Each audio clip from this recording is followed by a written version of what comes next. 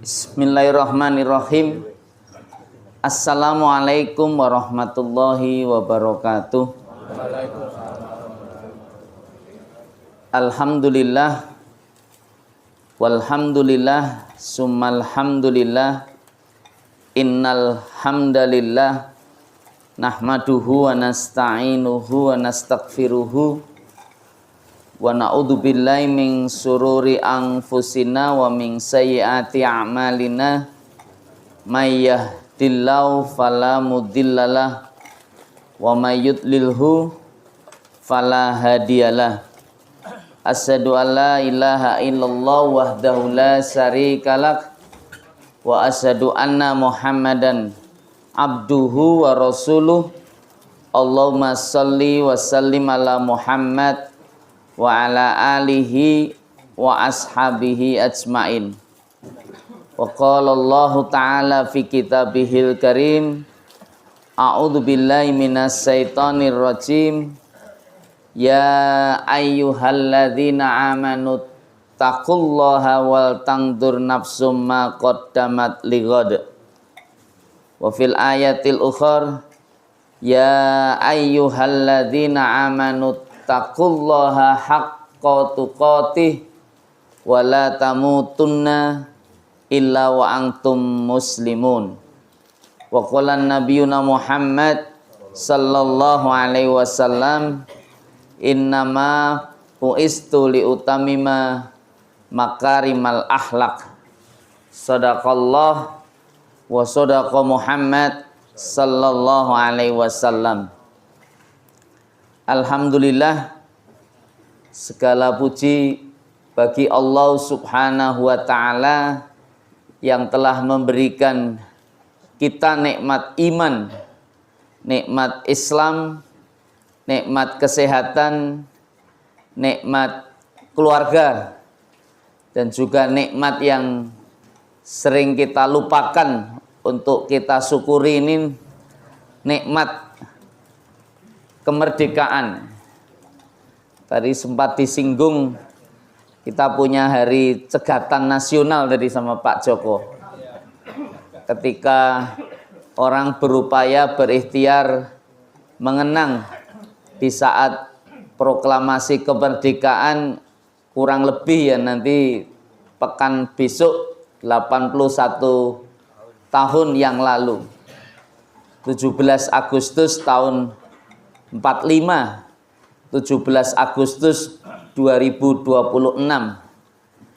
Salawat dan salam senantiasa tercurah kepada junjungan kita Nabi Muhammad sallallahu alaihi wasallam.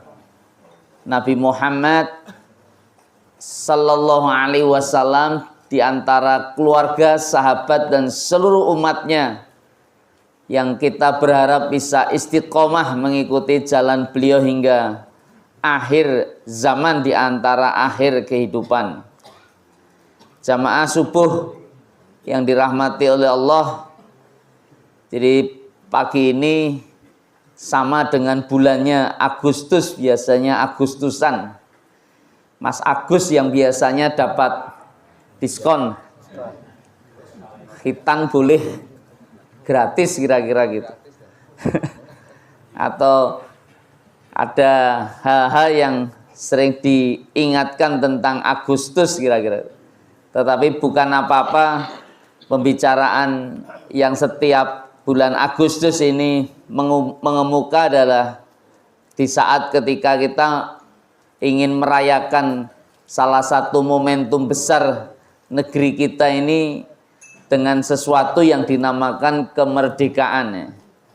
Makanya bahkan ada satu kelompok komunitas masyarakat yang meyakini betul bahwa salam negeri ini, salam bangsa Indonesia itu adalah merdeka gitu. Nah, itu sampai mengatakan seperti itu. Tapi kelihatannya Dora Patek merdeka nih karena nggak menyaut merdeka itu. Kenapa dengan merdeka ya? Ya orang setelah dijajah sekian lama ya, walaupun ada yang tidak percaya apa betul 350 tahun, karena kalau 350 tahun ya itu daerah Jawa saja sebenarnya. Itu memang sudah lama dan bukan Belanda saja yang menjajah, karena berganti-ganti, pernah Portugis juga, pernah Jepang dan seterusnya, bahkan pernah Inggris juga. Nah, ini Belanda ini ya suatu yang menjadi negeri yang paling dikenang karena kisah-kisah kemerdekaan biasanya dimunculkan wajah-wajah londo putih kira-kira gitu. Bahasanya ketika londo putih langsung kelingan londo ireng. Kenapa dengan londo putih dan londo ireng? Karena sejatinya dua simbol dari negeri Belanda ini ya simbolitas dari ketika masyarakat Indonesia terjajah. Dan apa makna terjajah itu ya, karena ada kekuasaan lain yang mendominasi kita, menjadi tidak berdaya kira-kira saat ada kekuasaan yang kita anggap di luar diri kita, dan itu betul-betul mengambil semua kemerdekaan dalam makna arti tak hanya secara fisik karena lokasinya ya, tempatnya kita ditempati oleh mereka dan kita melihat merekalah pemimpin yang mengambil apa yang sesungguhnya menjadi milik dari bangsa dan negeri ini. Maka biasanya masyarakat yang menjadi tertekan karena dia harus bekerja untuk kepentingan yang lain, saat sebagian dari yang dia peroleh itu harus disetorkan. Saya nggak ngomong namanya pajak loh ya, dulu bentuknya disebut upeti kira-kira gitu. Upeti yang harus dibayarkan kepada londo putih kira-kira gitu. Kalau pajak konon ya kepada londo ireng kira-kira gitu. Manusia ketika bicara merdeka ya pengennya bebas sejatinya, wis ra kepengin bayar pajak. Jadi kalau pajak itu semakin tinggi memang masyarakat semakin sulit. Kira-kira kalau seperti ini saya yakin jenengan ya setuju kabeh. Dan kalau saya berteriak mari kita merdeka tidak membayar pajak, mesti Anda semangat. Merdeka. Wah, ini berarti bersorak gembira nek besok diumumke wis bangsa Indonesia kuwi rasa bayar pajak. Karena memang menurut Imam Ibnu Khaldun, dia punya karya mahakarya kitab sosiologi yang dihubungkan dengan kehidupan keilmuan sosiologi, itu judulnya Muqaddimah, itu cukup menarik direnungkan ya. Bangsa yang kuat itu ya akan bikin semuanya bahagia sebenarnya karena kekuatan yang sama-sama dimiliki kan itu. Dan bangsa ini ya bergantung konsep nilai dari pemimpin, bagaimana menjadikan masyarakat itu menjadi sejahtera, karena berbangsa bernegara itu ya sejahtera bersama-sama. Makanya konsep ketimpangan itu akan muncul ketika memang kemudian ada yang kaya sepihak, ada yang miskin di pihak yang lain. Apalagi kalau makmur sebagian dan yang satu sengsara. Maka kemarin ya ada lelucon yang mudah-mudahan jadi renungan. 81 itu 8 itu simbolnya orang rodok lemu, sing siji simbole wong rodok kuru. Jadi sing siji makmur, sing siji kuru. Saya nggak ngerti di sini wajah-wajah lemu napa wajah-wajah kuru. Tapi kalau merdekanya tadi ya keras, berarti ya rodok wajah-wajah lemu kira-kira gitu. Joko lemu. Mudah-mudahan Allah kasih nilai keberkahan dan kebaikan untuk direnungkan itu. Dan beliau juga menolak kalau pajak semakin tinggi itu ya pasti akan ada kesengsaraan. Tetapi bisa jadi kalau ada kepahaman tentang kondisi yang tak baik-baik saja, maka ya sesungguhnya disitulah perjuangan mulai dimulai kan gitu. Perjuangan apa Ustadz? Bukan menghilangkan pajaknya, tetapi perjuangan untuk menatap masa depan ini jauh lebih baik dan mulia. Makanya dengan pajak tinggi ya diharapkan sebenarnya masyarakat, bangsa, pemerintah kita ini semakin kuat. Tapi bukan kuat untuk menjajah saudaranya sendiri, tapi ya kuat untuk menjadikan negeri kita ini semakin berwibawa dalam proses kemakmuran bersama. Karena memang sejatinya ya pajak itu ya diidealkan sebagaimana kalau aturan dalam Islam ada yang namanya zakat, maka itu ya dari yang kaya untuk yang miskin, bukan dari yang miskin untuk yang kaya. Ini kan wolak-walik zaman, semuanya bisa wolak-walik kira-kira.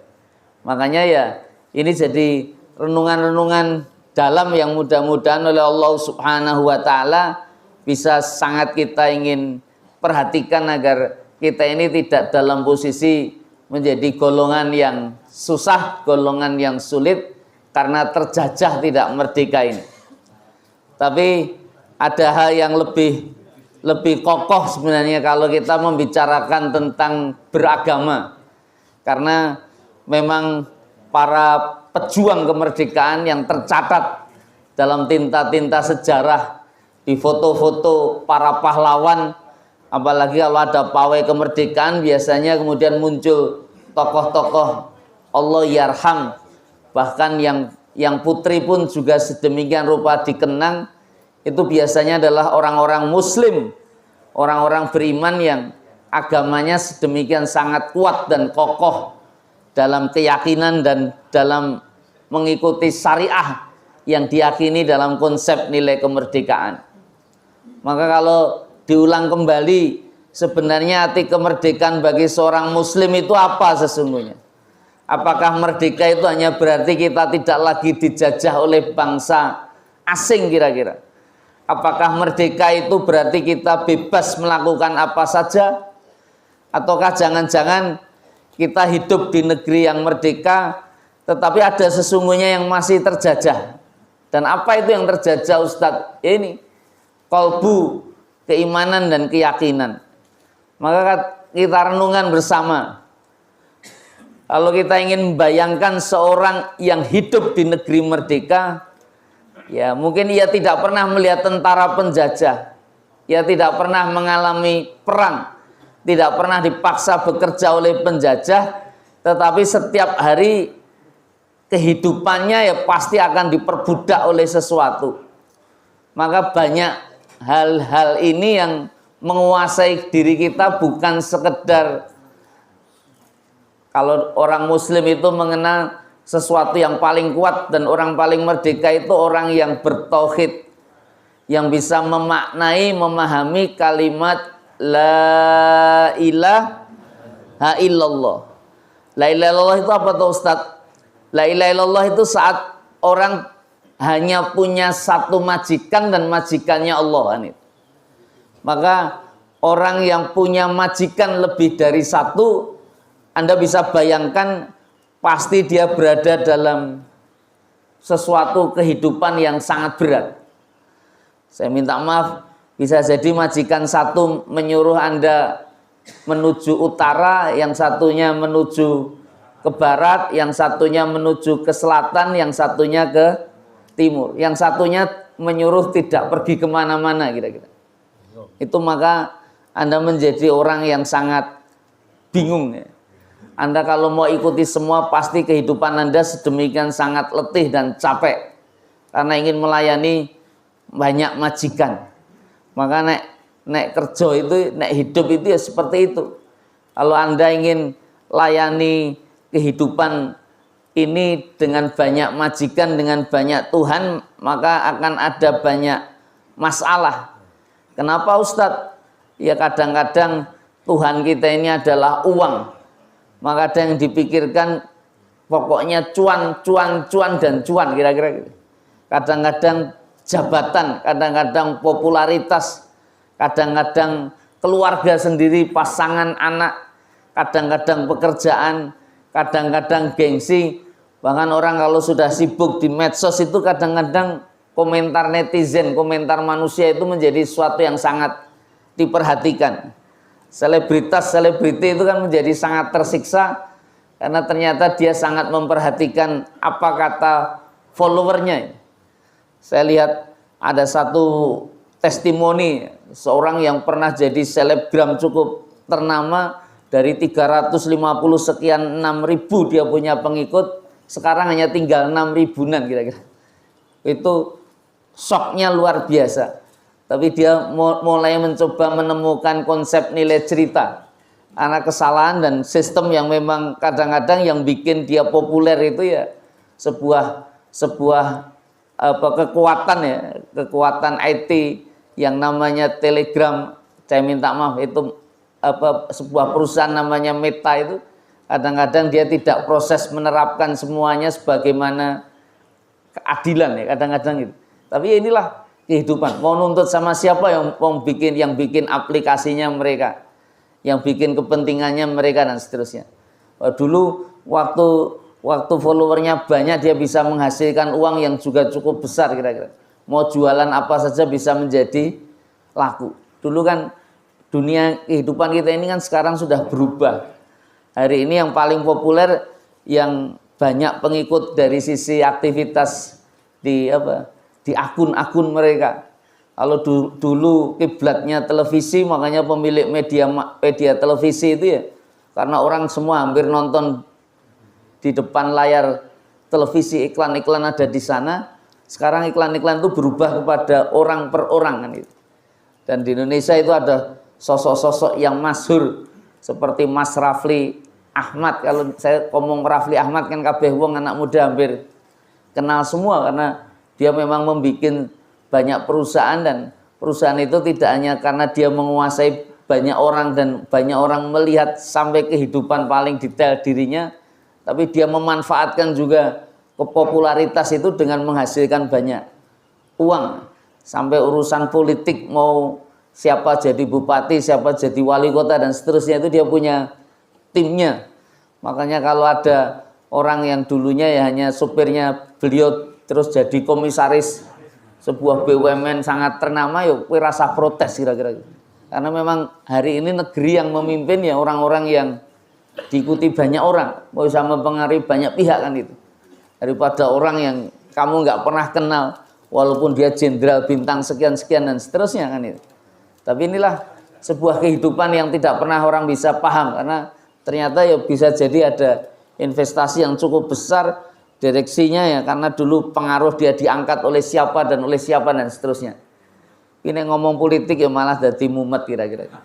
Tapi ya sudah, kita nggak perlu jadi komisaris untuk hidup makmur kan itu. Yang penting ya hidup itu hidup bahagia. Makanya ini yang sering kami tanyakan banyak diantara kita ya, ketika berpikir pendidikan. Kemarin kita sempat ketemu sama para pendidik, saya ditanya, Ustadz, lebih penting mana kira-kira didik anak jadi anak pinter apa anak bahagia kira-kira? Jenengan ditanya seperti itu, pilih anaknya pinter apa bahagia kira-kira?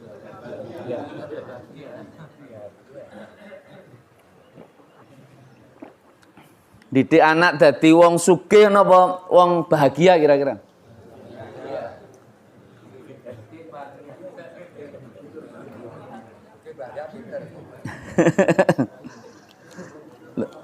Orang sugih itu belum tentu bahagia. Orang pinter ya belum tentu bahagia. Dan wong bahagia kuwi urung karuan pinter juga. Wong bahagia kuwi urung karuan sugih. Mau contoh orang yang tidak pinter bahagia kira-kira? Nah, ini banyak. Loh, kenapa bahagia Ustadz? Ini kan yang patut untuk jadi renungan. Karena bahagia itu kan letaknya pada hati, pada keyakinan. Keyakinan macam mana yang sesungguhnya orang itu menjadi bahagia? Ya konsep kehidupan orang yang merasa ada ketenangan, rasa aman, rasa nyaman dalam proses perjalanan dia menuju tujuan di antara hidup dan akhir kehidupannya. Makanya doanya kan cukup keren sebenarnya. Robbana atina fid dunya hasanah. Ketika di dunia ini ya hasanah. Itu hasanah itu sering dimaknakan dengan sa'idun fid dunya wa fil akhirati hasanah. Demikian pula di negeri akhirat itu juga hasanah. Hasanah di akhirat itu juga sering dimaknai dengan sa'idun fil akhirah. Sa'idun fil akhirah. Kalau bahagia di akhirat itu jelas surga kira-kira gitu. Jelas surga. Makanya maknakan betul yakinkan betul. Ini nasihat komedian, ini rasa patek didengar. Kalau Anda orang muslim, ya harus kokoh betul, ada nasihat yang benar dan menarik untuk direnungkan. Apa? Kamu kalau mau mati itu ya harus pastikan betul kowe iki mlebu surga. Kenapa? Karena kehidupan akhirat ku ya gerono surga karo neraka. Kenapa kita memastikan sebagai warga negara Indonesia, sebagai seorang muslim itu harus masuk surga kira-kira? Karena kata komedian itu, kowe engko nek neng neraka ketemu neh kalih pemerintah kira-kira. Kowe engko dadi warga negara Indonesia neh kira-kira gitu. Ini guyonnya ya, tapi jangan diambil hati. Tetapi konsep maknanya orang menganggap wong urip neng donya kuwi utamanya bangsa Indonesia itu ya susah, rekoso. Tapi insya Allah nanti akan banyak terlihat di surga itu karena sebagai WNI mereka ini menjadi orang-orang yang sabar. Jadi karena sabar menghadapi perilaku pemimpinnya. Bukan karena tidak mampu tetapi karena kesabarannya dalam kebaikan. Nah ini makanya wasilah mlebu surga itu gara-gara WNI itu banyak nanti. Kowe iki ditarik pajak dur-dur yang guyu. Ada nilai kebaikan dan kelapangan hati yang bisa diperlihatkan. Makanya kita ya mengharap kalaulah tidak kita dapat kemakmuran dalam konsep kesejahteraan di dunia, tetapi sesungguhnya dunia ini ya bagian dari perjuangan yang tak putus. Karena para pahlawan itu proses melakukan pengorbanan itu karena ada niat yang memang diniatkan. Sebagaimana seorang bapak ketika dia punya penghasilan, di sisi yang beda dia punya anak-anak yang banyak yang harus disekolahkan. Bapak ini punya penghasilan yang sebenarnya dia bisa melakukan banyak hal atas apa yang didapat. Tapi karena melihat untuk masa depan anak-anaknya, dia rela untuk menyisihkan, menabung. Dia rela untuk banyak tirakatnya dalam tanda petik nek wong Jawa kuwi wis diwangi rekoso. Sing penting anak-anakku sekolah, anak-anakku iso dapat ilmu, anak-anakku dapat kebaikan dan seterusnya. Nah, itu karena dia paham wasilah-wasilah dapat dunia akhirat itu ya dengan ilmu, maka kemudian oleh dia bersemangat untuk anak-anak ini berada dalam ranah keilmuan sehingga dia bisa mengoptimalkan potensi dan kemampuan akal dan anugerah Allah yang diberikan kepada dirinya. Tapi menjadi pertanyaan besar tadi kan, kemerdekaan macam mana Ustadz yang menjadikan orang akhirnya merasa betul-betul menjadi orang yang menang dari keterjajahan dan penjajah yang paling mengerikan itu ya ketika kita ini ya tidak dalam posisi kita ini dikuasai oleh hawa nafsu kita. Nah, ini yang sangat berbahaya. Makanya saya kembali kepada konsep tadi. Kenapa yang dikejar itu bahagia Ustadz? Karena konsep nilai bahagia inilah yang tentunya harus jenengan pahami dan mengerti. Kenapa? Apa hubungannya dengan bahagia? Kalau pinter ilmu itu kuatnya wawasan kan ini. Tapi kalau kebahagiaan yang ada di hati ini adalah kekuatan kepribadian.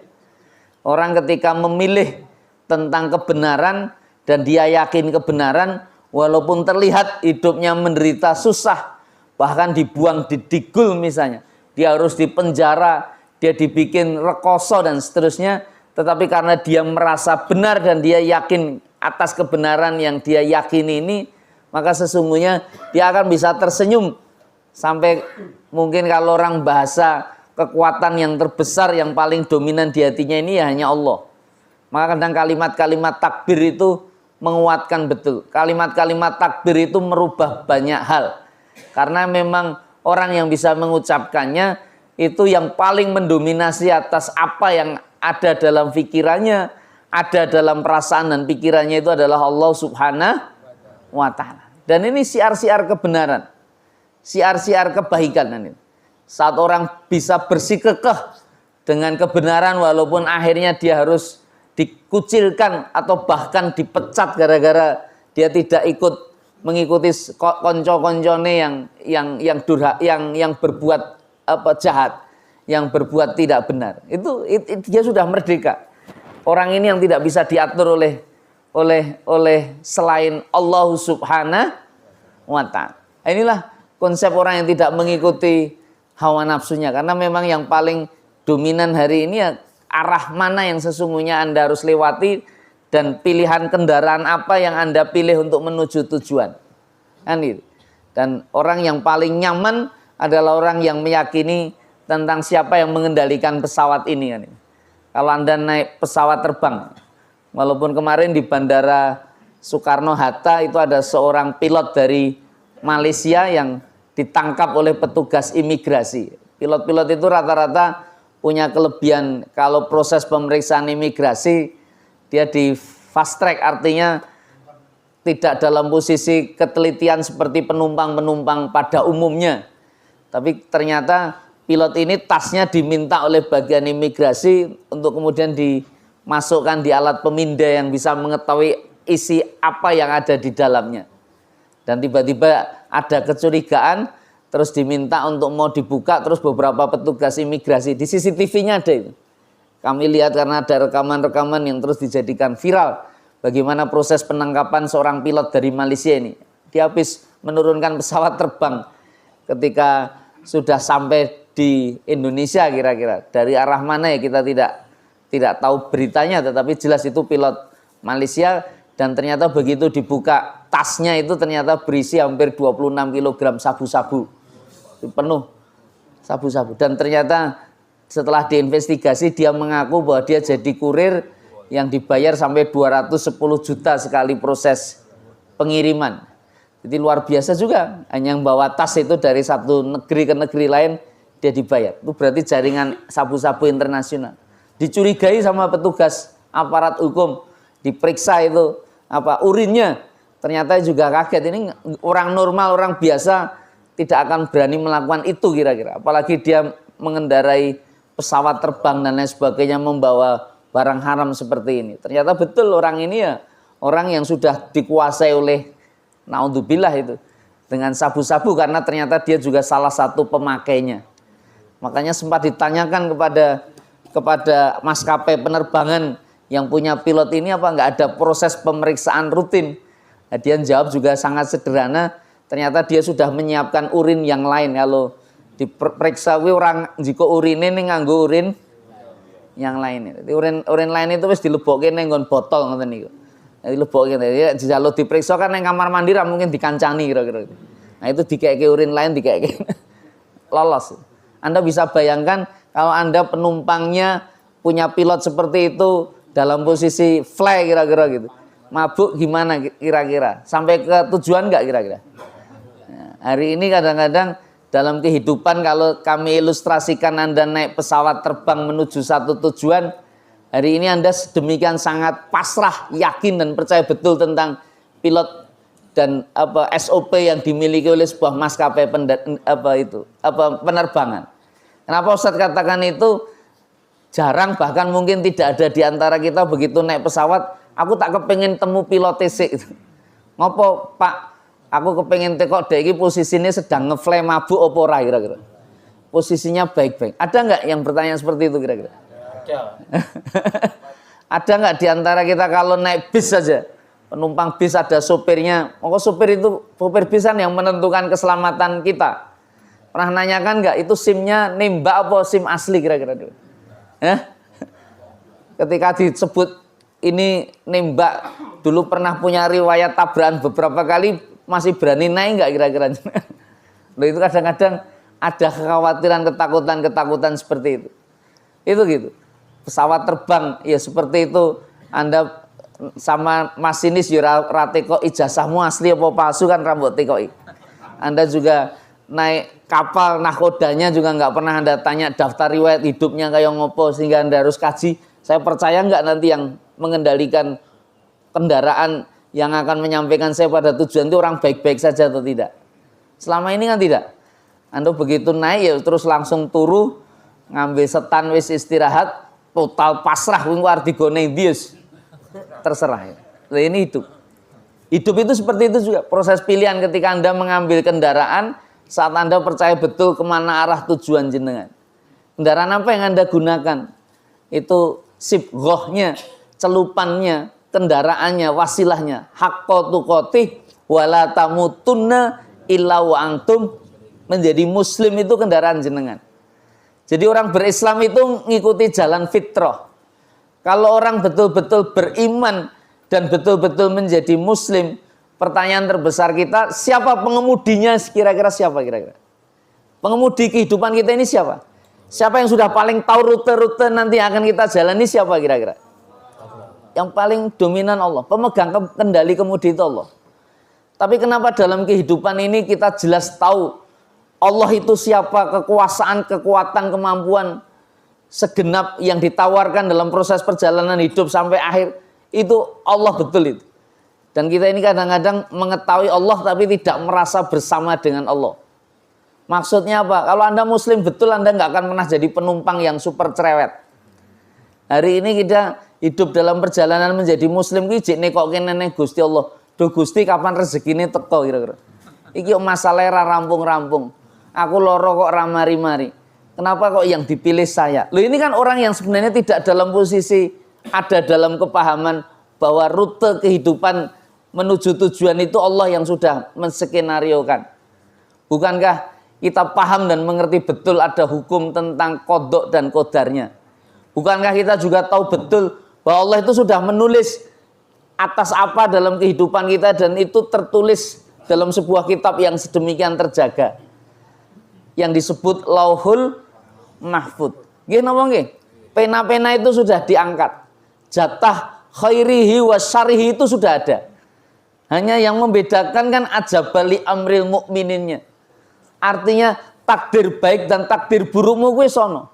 Nek wajah-wajahmu, wajah-wajah melarat kuwi wis ditetapke kira-kira.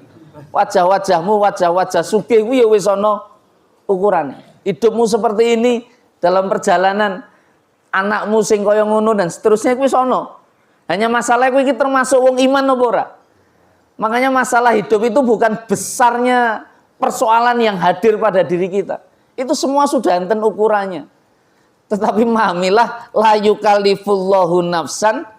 Allah sudah mengukur itu sebenarnya dengan kekuatanmu, dengan imanmu.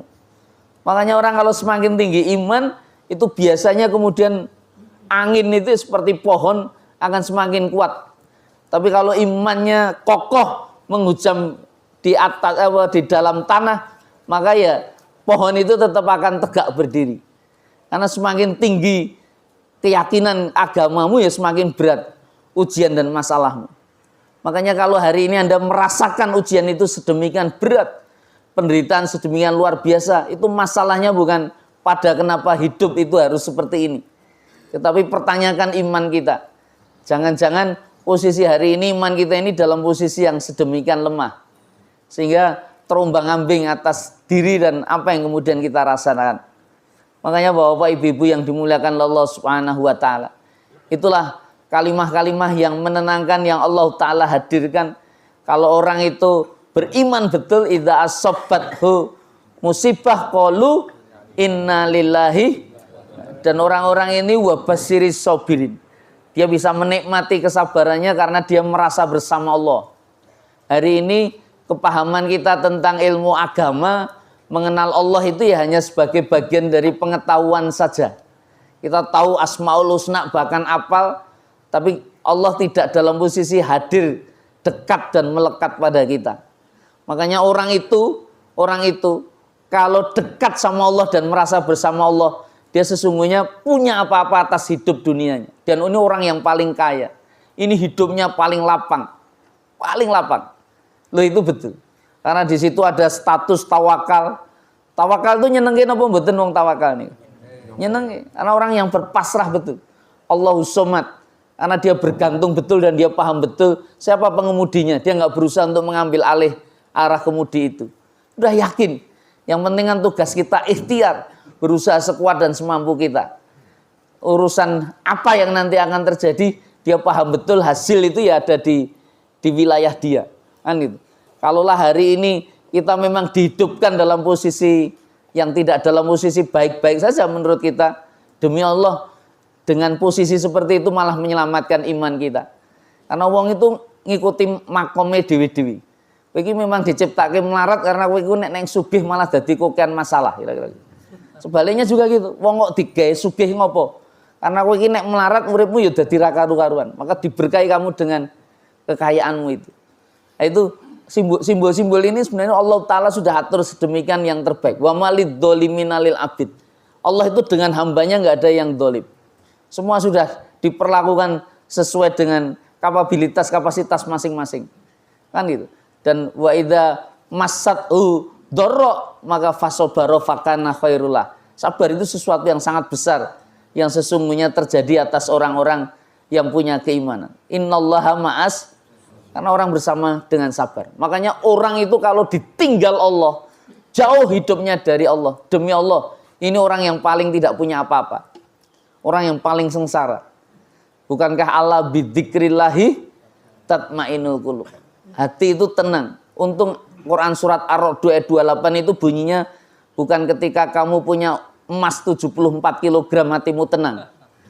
Loh, hari ini kan orang berpikir, untung di sana tidak disebutkan kalau kamu punya rumah wis ora kontrakan hatimu tenang. Apa gitu kira-kira? Enggak. Untung tidak mengatakan kalau kamu sudah punya pekerjaan tetap, jadi PNS atau jadi apa uripmu tenang. Enggak gitu juga. Loh, ini serius ini. Betapa banyak yang PNS, betapa banyak yang sudah punya rumah sendiri yo. Sedemikian besar itu kegelisahan pada dirinya.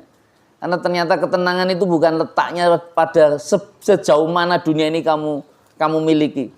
Tetapi ya kesadaran betul bahwa sesungguhnya saat kamu banyak mengingat Allah, zikrullah itu hatimu menjadi tenang. Itulah makanya ketauhidan itu ya bagaimana kamu bisa melepas semua dominasi yang mengarahkan tujuan-tujuan hidup itu ya selain memang hanya kepada Allah. Itu dilepas semua.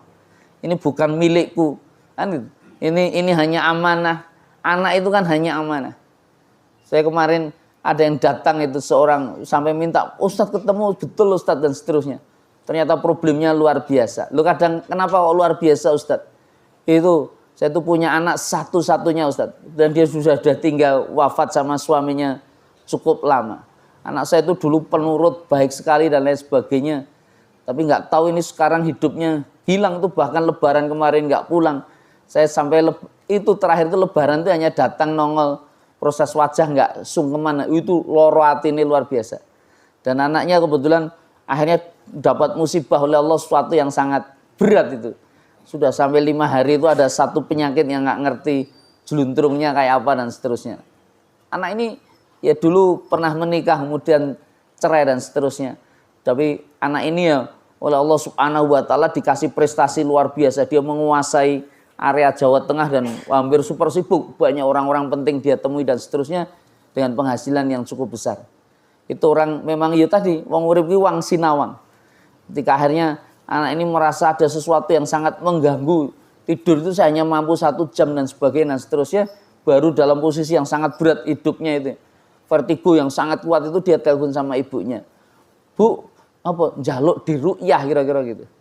Saya nggak ngerti ibu tadi terus langsung nyarikan upaya dapat nomor telepon saya itu dari entah siapa. Tiba-tiba nelpon malam hari pokoknya memaksa saya, Ustadz saya minta betul jenengan harus ketemu. Ternyata dia pertemuan itu pertama kali setelah bakdo karo anak ayo lagi kuwi. Tekoning saya itu dalam posisi menceritakan itu. Dan anak yang dilihat itu sangat udah punya rumah sendiri semua fasilitas itu ternyata ya ketakutan. Ustadz ini saya nggak ngerti besok iso nafkahi wong tuaku nih. Jadi ternyata anak ini berpikir ngoyai finansial itu jadi Tuhannya. Di satu uminya itu merasa ya disepelekan tenan karena anak ini sudah mulai angel dihubungi dan tidak seperti anak yang dulu yang sangat bekti sama wong tua dan sebagainya.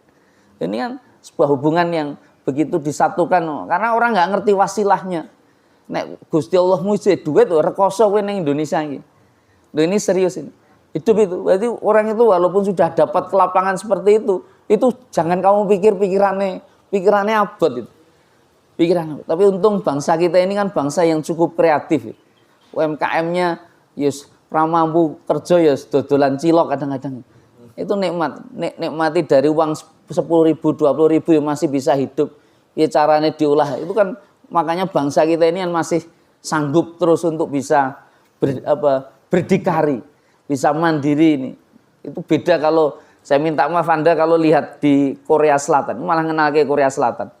Tapi betul itu masyarakatnya semuanya wong pabrikan kabeh. Jadi kalau ada ekonomi mereka kan tergantung sama konglomerasi itu. Begitu mereka punya masalah ya negara ini bisa hancur kan. Tapi di Indonesia kan kita ora patek tergantung karo pemerintah sapa gonta-ganti yo.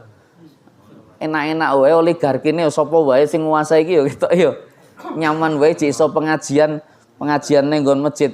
Assalam subuh cek iso ngeteh karo guyang-guyu kare seneng itu kan ketoke nyaman santai. Kira-kira kan itu. Semua terus dilewati, hidup langsung terus ya wis malah mempersiapkan mau nek mati ngene. Itu sudah sangat nyaman. Kan gitu. Ini kenapa ya? Karena itu orang hidup itu kadang-kadang gitu. Tapi orang yang di tingkat level tinggi itu malah ya rekoso. Makanya nek aku cerita sesuatu yang kok dadi malah Ustaz nyeritake sing abot itu karena aku ya krungu kowe dadi abot maka tak bagi kalian jenengan kira-kira ngoten. Kadang-kadang gitu. Ini nilai-nilai yang oleh Allah Subhanahu wa taala tentukan dan dia merasa bersyukur dapat nasihat. Karena selama ini tidak ada nasihat yang bisa masuk Ustaz. Nah, nanti kok ilas ngono itu perlu diruyah apa ora? Enggak perlu Ustaz. Saya ora patek percaya ruyah kadang-kadang gitu. Loh itu kadang-kadang terus saya tahu jamaahnya mana dan seterusnya. Memang hal-hal seperti ini kan kadang-kadang proses gangguan-gangguan jin dan sebagainya itu ya jin itu ya kamu buat sendiri kan itu. Ketika kamu menganggap Tuhan itu selain Allah, itu neteskan air mata kalau orang ada ketauhidan di dalamnya. Orang akan membangkitkan kesadaran. Memang betul. Yang menenangkan itu ya ketika kamu dzikrullah wala dzikrullahi akbar wallahu ya'lamu ma tasnaun. Kan gitu. Kalimat-kalimat menenangkan itu ketika kamu bisa melafatkan dzikir pagi sore subhanallah walhamdulillah wala ilaha illallah Allahu akbar wala khola wala quwata illa billahil alil alim atau dzikir-dzikir yang lain. Ketika Allah itu kalian sebut, Allah itu kalian lafadzkan dan Allah itu bersama kalian. Enggak ada yang lebih menenangkan itu. Enggak ada yang lebih menenangkan itu. Itulah yang melapangkan dada dan hati kita. Bukankah doanya Nabi Musa alaihissalam kalimah Rabbi srohli sadri wa yassirli amri wahlul uqdatam milisani yafqahu qouli. Di Quran surat Toha ini jelas-jelas. Yang diminta itu ya lapangnya hati. Lapangnya dada. Yang saya tanyakan selapang apa dada jenengan? Dengan lapangan jegon ini selapang mana kira-kira? Nah, ini serius. Itu orang mengatakan dalamnya samudra itu bisa diukur. Ini dalamnya hati. Wah, siapa tahu? Nggak ada yang pernah tahu. Karena ini betul-betul lapang. Dan yang bisa melapangkan itu siapa? Ya Allah. Karena di hatimu itu sudah ada Allah. Kenapa? Orang kalau sudah bersama Allah, pangapunten, efek berikutnya itu menjadi orang yang sangat berani. Dia tidak akan pernah takut, dia tidak akan pernah bersikap pengecut. Apalagi punya rasa was-was, cemas dan seterusnya. Makanya sering saya tanyakan, ada nggak kira-kira orang yang ahli sholat, ahli pengajian, ahli ngaji, ini hidupnya masih gelisah, ada nggak kira-kira? Banyak Ustadz. Loh kenapa? Masih takut kenapa? Masih cemas kenapa? Apa yang kalian cemaskan kira-kira? Apa yang kalian takutkan? Saya ambil contoh-contoh ekstrim.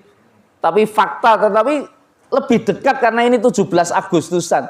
Kenapa Anda angkat dia jadi pahlawan? Kira-kira Cut Nyak-Din, Teuku Umar, Hasanuddin, Pangeran Diponegoro. Saya minta, mau uripe kan yuk perang gitu. Uripe perang dan seterusnya padu. Nah kadang-kadang. Kenapa? Keberaniannya saudaraku. Kenapa dia begitu super berani kira-kira? Allah yang menjadikan kekuatan itu ada pada dirinya. Loh kenapa Ustaz bisa katakan seperti itu? Contoh Quran ya konkret betul.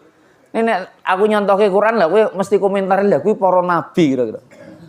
Apa yang membuat Nabi Ibrahim itu nggak punya rasa takut ketika harus dilempar ke dalam api yang menyala-nyala itu? Hasbiyallahu ni'mal wakil, ni'mal maula, wa ni'man nasir. Karena dia tahu betul, ya hidupnya itu dalam genggamannya kan gitu. Penolong terbaik ya Allah, kekuatan terbaik ya Allah. Api yang panas itu sudah dadi adem Gusti Allah kendaki. Dan ternyata betul api itu tidak membakar beliau. Api itu menyelamatkan. Nabi Musa kan juga seperti itu. Ketika harus berhadapan dengan Fir'aun, mau dia tahu betul loh, Fir'aun itu rojo kaya ngopo loh. Loh gitu. Awake dhewe kan kadang-kadang ya jek takut. Karena nganggep pemimpin kita ini rodok kaya Fir'aun kira-kira gitu. Kadang-kadang gitu. Itu makanya jek wedi. Tapi kalau orang yang sudah berani seperti itu, hilang nyali, ketakutan karena memang sesungguhnya kebersamaan dengan Allah ya dia lebih tinggi. Kalau memang nanti paling di penjara ya di penjara, dipateni kalau saya mempertahankan menyampaikan sesuatu hak membela yang miskin itu malah nanti akan ya walaupun hari ini saya dianggap teroris dan lain sebagainya, tapi kita tidak pernah tahu apa yang nanti yang terjadi di esok nanti di akhirat, kan gitu. Keyakinan-keyakinan ini dihadirkan, kan itu. Nggak ada yang tahu. Bahkan Nabi Muhammad SAW ini peristiwa hak, peristiwa nyata. Anda bisa baca sejarahnya di Quran surat At-Taubah ayat 40 itu ada kalimat itu. Saat suasana di mana sahabat beliau namanya Abu Bakar itu bersembunyi berdua di gua Sur, di depannya itu di luar gua itu sebenarnya pasukan kafir jahiliyah yang siap mengeksekusi Muhammad kira-kira. Habis dikejar-kejar hanya 13 orang, sekarang puluhan bahkan bisa ratusan itu di depan gua Sur itu. Dan semua sudah menghunuskan pedang, nek ketemu neng dalam gua iki ana wong Muhammad ya dicekel dipateni ning kono karena bahwa Muhammad hidup atau mati itu hadiahnya luar biasa besarnya saat itu. Saya minta maaf, Abu Bakar itu cemas betul. Bukan dia mencemaskan nyawanya. Dia sangat mencemaskan, aku ki iso mbela apa ki? Satu harus berhadapan dengan ratusan itu. Tapi Rasulullah Muhammad SAW mengucapkan satu kalimat yang membuat Abu Bakar sangat damai. Abu Bakar mendengar kalimat itu aja sudah damai. Apalagi Rasulullah yang mengucapkan. Dan ucapan itu diabadikan betul dalam Quran. Apa? La tahzan innallaha. Loh, kalimat macam mana? Ketika Allah ingin sampaikan, kamu jangan sedih. Kamu jangan sedih. Sedih memang iya, kadang-kadang gitu. Tapi dilarang kamu sedih ternyata. Kenapa? Innallaha, Gusti Allah bareng awake dhewe. Makanya Gusti Allah bareng kalian jenengan menangan apa mboten jenengan iki? Menangan. Jenengan iki saiki kalahan itu gara-gara adoh kalih Gusti Allah. Awake dhewe urip rekoso iki saiki karena adoh kalih Gusti Allah. Ora kalah itu. Dan ketenangan itu hari ini sesuatu yang sangat mahal. Sangat mahal. Saya itu kemarin datang diundang ada satu kawan. Saya diminta jadi penasihat sebuah asosiasi petani anggrek Indonesia yang ada di Jawa Tengah ini. Kebetulan ketuanya itu ya oleh Allah Subhanahu wa taala dulu pendidikannya hanya SMP. Tapi dia bisa menggerakkan masyarakat di daerah Tawangmangu di lurah itu ada 9 RT dan lain sebagainya. Itu tanaman hias di sana banyak dan dia itu ya termasuk orang yang sangat kaya karena nanam anggrek dengan nilai yang sangat mahal. Dan dia punya ambisi, Ustadz saya kepingin memakmurkan banyak petani-petani karena saya lihat petani kuwi rekoso dodolan beras untungnya sithik tak jak dodolan anggrek gitu. Anggrek itu kan betul. Anggrek itu kan nilainya paling tidak sing elek-elek kuwi satu minimal 120-150 satu pohon itu. Ada yang terus kalau sudah mulai 350 300 bahkan ada ratusan juta. Ini harganya Ustaz dan seterusnya. Monggo ya tanaman kuwi hanya tanaman yang Allah taala anugerahkan. Tapi dia cerita dengan air mata meleleh. Tapi hidup saya itu memang dimulai dari kecil rekoso. Terus dia perlihatkan tubuhnya yang hampir 60% pernah luka bakar dan seterusnya. Tapi dia ngeyel. Semua sudah dijual untuk berobat dia. Dia kan kerjanya tanaman anggrek nganggo motor etek waktu itu ya ke pasar Tawangmangu dan seterusnya kok delok ono anggrek sing dia kan kadang-kadang dagangannya kan bukan hanya anggrek waktu itu tapi ketika dia memperlakukan anggrek anggrek itu ternyata ya gampang dipelihara dan seterusnya. Tapi kalau anggrek bermasalah kan jadi masalah. Akhirnya dia jadi penasaran kepengen ngopeni fokus anggrek ini. Dan ternyata dia jadi pengusaha anggrek dan punya cabang di mana-mana toko di mana-mana dan seterusnya. Dan minta apa ya? Proses mintanya inilah Ustadz. Bagaimana agar masyarakat petani ku ya iso dodolan nek urusan rezeki ku memang Gusti Allah sing wis mastikan. Tapi saya senang dengan cara berpikir juga dia. Itu guru TPA gajine piro? Saya tawarkan barangkali rumahnya seberapa tak bangun ke anunya tak titipi. Saya titip saja pohonnya dan seterusnya kon nyangi kok tak dol ternyata penghasilan dit saka ngaji karo dodolan anggrek itu ternyata malah luwih akeh kaya dodolan anggrek. Ini aja terus guru ngajine mandeg dadi ngopeni anggrek kowe kabeh lho kira-kira gitu. Iku ora enek sing ngisi pengajian gitu. Nah, itu kalau sekedar menambah kemakmuran agar ada alternatif bisa memanfaatkan lahan ya boleh-boleh saja. Nah itu saya sudah ditawari gini Ustaz.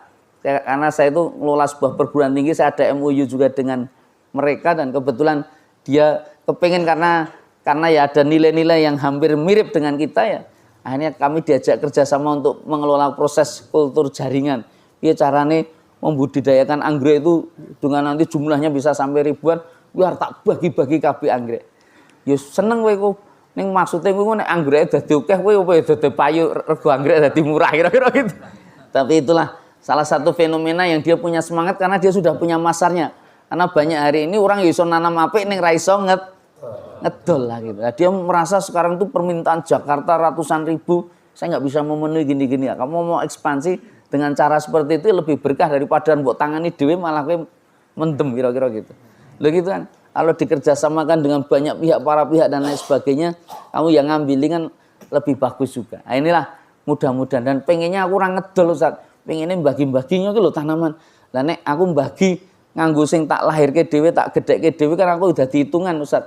Dadi yang nek iso kerjasama kali jenengan nggih ada fakultas pertaniannya, ada agroteknya, ada agribisnisnya. Karena enten sekarang ilmu kultur jaringan itu. Jadi dari satu anggrek kan bisa dijadikan banyak pohon dan seterusnya lah. Hasil niku tak bagek-bageke ya kowe pinter kira-kira. Nah, tapi ya nilai-nilai seperti inilah yang mudah-mudahan bisa saling bersinergi karena wong kuwi kepengin donya yang nganggo ilmu, kepengin akhirat yang nganggo ilmu. Tapi jangan sampai bahagiamu kuwi karena urusan donya. Paham maksud saya? Bukan lapangnya, sempitnya hidupmu, elek tidaknya nasibmu, tetapi kamu tetap bahagia, be happy. Happy itu artinya terus menjadi alhamdulillahi ala kulli, terus bersyukur kepada Allah atas segala sesuatu dan tak ada yang lebih luar biasa ketika seorang hamba saat ketika berada dalam jalan hidayahnya. Allahumma amin. Demikian dari saya, mohon maaf apabila ada kata yang kurang berkenan.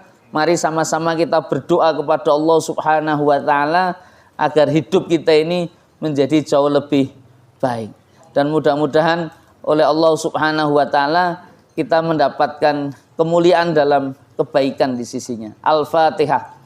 A'udzubillahi minasyaitonirrajim. Bismillahirrahmanirrahim.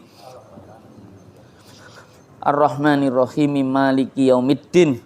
Iyyaka na'budu wa iyyaka nasta'in. Ihdinas siratal mustaqim. Siratal ladzina an'amta 'alaihim ghairil maghdubi 'alaihim waladdallin. Amin. Ya Allah, pagi ini kami datang kepadamu ya Allah. Bukan karena kami merasa sudah menjadi hamba yang baik ya Allah. Bukan karena amal kami banyak ya Allah. Bukan karena dosa kami sedikit ya Allah. Kami hadir merapat datang kepadamu ya Allah. Karena kami tahu kami sesungguhnya tidak pernah memiliki tempat kembali selain kepadamu ya Allah. Kami sering berbicara tentang kehidupan tapi jarang memikirkan kematian ya Allah. Kami sering menghitung dunia, menghitung harta, tetapi jarang menghitung dosa ya Allah. Kami sering memperhatikan kesalahan-kesalahan orang lain ya Allah, tetapi lupa melihat kekurangan-kekurangan diri sendiri ya Allah. Kami sering ingin dihargai tapi lupa untuk menghargai ya Allah. Kami ingin dimengerti tetapi sering tidak mau memahami ya Allah. Kami ingin dimaafkan tetapi sangat sulit memaafkan ya Allah. Kami ingin Engkau mengabulkan doa-doa kami ya Allah, tetapi sering kami lalai memenuhi kewajiban kami kepadamu ya Allah. Maka ampuni kami semua yang hadir di lokasi ini ya Allah. Ya Allah, jika selama ini kami lebih mencintai dunia daripada mencintaimu, ampuni kami ya Allah. Jika selama ini hati kami lebih takut kepada manusia daripada takut kepadamu ya Allah, ampuni kami ya Allah. Jika selama ini kami lebih mengejar pujian manusia daripada ridho dan keridhoanmu ya Allah, ampuni kami ya Allah. Dan jika kami pernah melakukan kebaikan hanya agar dilihat, ampuni pula kami ya Allah. Jika kami pernah bersedekah tetapi hanya mengharap pujian, ampuni kami ya Allah. Dan jika kami pernah beribadah tetapi hati kami lalai kepadamu, lalai mengingatmu ya Allah, ampuni kami ya Allah. Jika lisan kami juga pernah menyakiti yang lain ya Allah. Jika jari jemari kami pernah menulis status atau sesuatu yang bisa menyakiti orang yang membacanya ya Allah. Mata kami pernah melihat sesuatu yang Kau haramkan. Telinga kami pernah mendengar sesuatu yang Kau benci. Tangan kami pernah mengambil sesuatu yang bukan hak kami ya Allah. Dan kaki kami pernah melangkah sesuatu kepada yang tempat yang tidak Engkau ridhoi ya Allah. Ya Allah, jangan hukum kami karena kebodohan-kebodohan kami, karena kelemahan-kelemahan kami. Ampuni ya Allah dosa-dosa kami ya Allah. Karena ampunanmu yang sangat luas. Ya Afuwu ya Rohim, kami sadar betapa banyak nikmat-Mu yang kami gunakan untuk bermaksiat kepadamu. Ya Allah ya Tuhan kami, Engkau telah beri kami waktu, tetapi banyak waktu kami habiskan untuk sesuatu yang tidak berarti. Engkau telah beri kami kesehatan, tetapi seringkali digunakan untuk mengejar dunia dan lupa atas akhirat. Ya Allah, Engkau berikan kami keluarga, tapi terkadang orang yang paling dekat dengan kami justru paling sering kami sakiti. Ya Allah, Allahumma, ya Allah, hidupkan hati kami dengan zikir kepadamu ya Allah. Lembutkan ya Allah hati kami yang masih keras ya Allah. Dekatkan hati kami yang masih jauh ya Allah. Tenangkan hati kami yang terus masih gelisah ya Allah. Tundukkan yang masih sering berstatus sombong. Bersihkan yang masih ada iri dan rasa dengki ya Allah. Maafkan ya Allah atas hati kami yang penuh dengan rasa dendam ya Allah. Ya Allah, merdekakan hati kami ya Allah. Merdekakan hati kami ya Allah. Merdekakan hati kami dari hawa nafsu ya Allah. Ya Allah, merdekakan kami dari kecanduan pujian manusia ya Allah. Merdekakan kami dari ketakutan kehilangan dunia ya Allah. Merdekakan kami dari kerakusan terhadap harta ya Allah. Merdekakan kami dari cinta yang sangat atas jabatan ya Allah. Merdekakan kami dari keinginan untuk selalu dianggap benar ya Allah. Maka yang paling kami mohon, merdekakan kami dari segala sesuatu yang membuat kami jauh darimu ya Allah. Ya Allah ya Rabbuna, jika umur kami masih panjang, panjangkan dalam ketaatan. Jangan panjangkan umur kami dalam kelalaian. Andaikan rezeki kami luas, jadikan kami orang yang gemar berbagi. Andaikan rezeki kami sempit, jadikan hati kami tetap kaya dengan rasa syukur. Jika Engkau beri kami jabatan, jadikanlah kami amanah. Jika Engkau beri kami tambahan ilmu, jadikan kami bertambah rendah hati. Dan jika Engkau beri kami kekuasaan, jadikan kami lebih adil ya Allah. Jika Engkau beri kami harta, jadikan tangan kami ringan untuk bisa bersedekah. Dan jika Engkau beri kami kesulitan, jangan biarkan kesulitan itu menjauhkan diri kami darimu ya Allah. Ya Allah, kami mohon ampunan ya Allah atas kedua orang tua kami. Andai mereka masih hidup, panjangkan umur dalam ketaatan.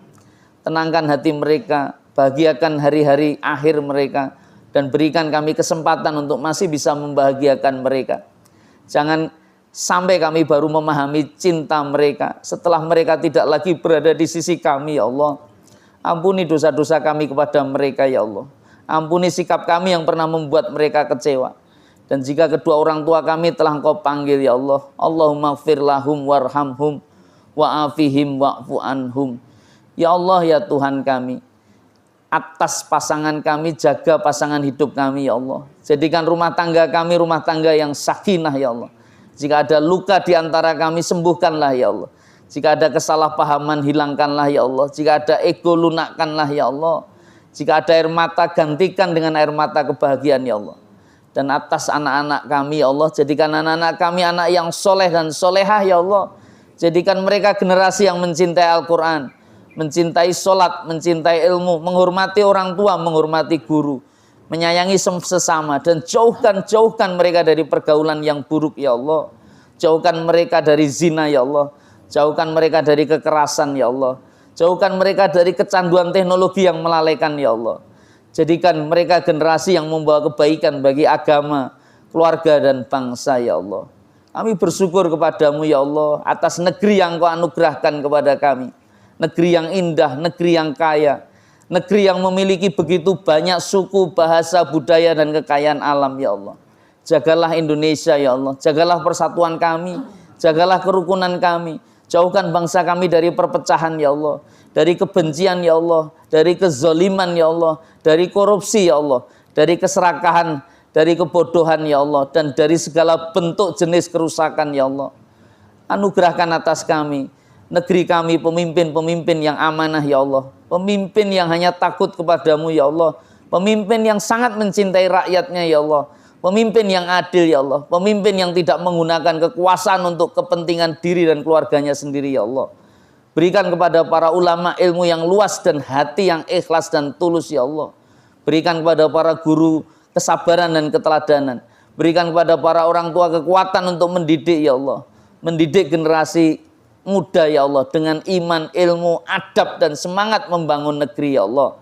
Ya Allah, jadikan kemerdekaan bangsa kami sebagai jalan menuju kemerdekaan jiwa kami.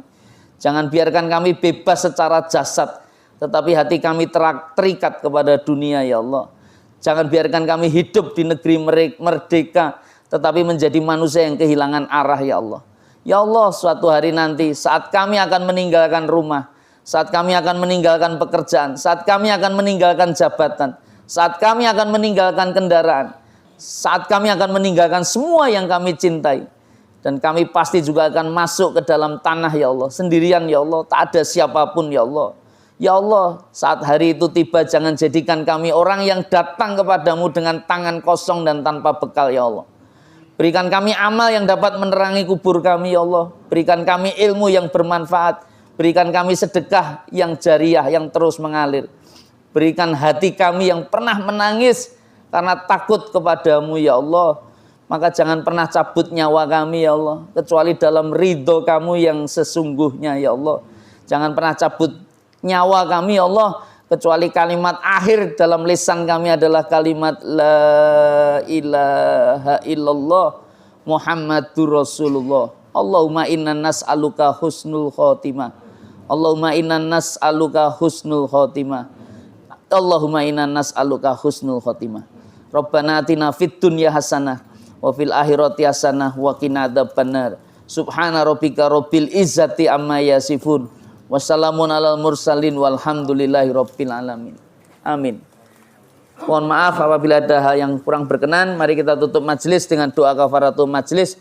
Subhanakallahumma wa bihamdika asyhadu an la ilaha illa anta astaghfiruka wa atubu ilaik. Assalamualaikum warahmatullahi wabarakatuh.